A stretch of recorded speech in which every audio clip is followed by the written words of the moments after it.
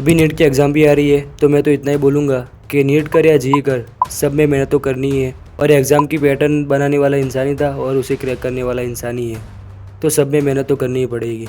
तो कुछ भी हार्ड नहीं होता, देखने का नज़रिया अलग होता है। तो एग्ज़ाम क्रैक करने की थोड़ी स्ट्रेटजी भी बताता हूँ, तो चलते हैं वीडियो में। पहले जानते हैं नीट और जी क्या है। नीट की शुरुआत 2010 में हुई। नीट का full form national eligibility cum entrance test है।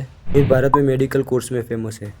अब जानते हैं JEE, joint entrance examination. JEE Bharat में इंजीनियरिंग कोर्स में फेमस है। जी की शुरुआत 1950 में हुई और उसकी फर्स्ट कॉलेज कानपुर में बनी। अब जानते हैं दोनों के बीच में डिफरेंस क्या है। नीट की एग्ज़ाम चिकित्सा के लिए होती है, जी में इंजीनियर कोर्स के लिए होती है, जो हमने आगे सुना। देखो, नीट के सब्जेक्ट तो आपको पता ही होगा, फिजिक्स, केमिस्ट्री और मैथ्स है। और जी में मेन सब्जेक्ट गणित है, मतलब मैथ्स। ये तो हो गए दोनों के सब्जेक्ट और क्या डिफरेंस है और किस लिए किया जाता है उसकी बात। अब जानते हैं हमें इसे क्रैक कैसे करना है। देखो, हर एक फील्ड में मेहनत इज़ किंग। राजा का किरदार निभाता है मेहनत, तो मेहनत तो करनी पड़ेगी मेरे भाई। बट सुनो, अगर तुमको पता ही है कि मैं 12th के बाद नीट और जी के लिए ड्रॉप लेने वाला हूँ, तो तुम्हें 11th और 12th में ही ध्यान लगा कर पढ़ना पड़ेगा, कॉन्सेप्ट बिल्ड करना पड़ेगा, तो आगे फिर आसानी होगी पढ़ने में। देखो दोस्तों, कोई कॉन्सेप्ट समझ में ना आए 10 बार टीचर से पूछो।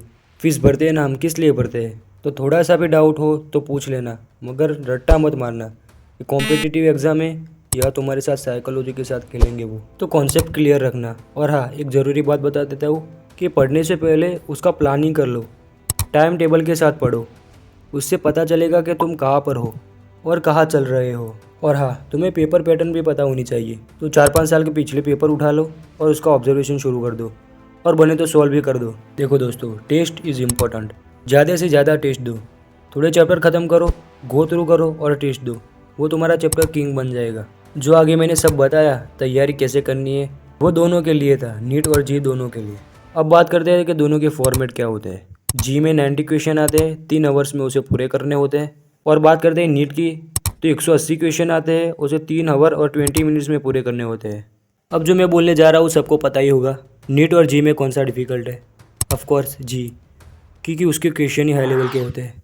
अब बात करते हैं कि हर साल कितने बच्चे एग्ज़ाम देते हैं। नीट में हर साल 15 से 20 लाख बच्चे एग्ज़ाम देते हैं और जी में 8 से 9 लाख बच्चे एग्ज़ाम देते हैं।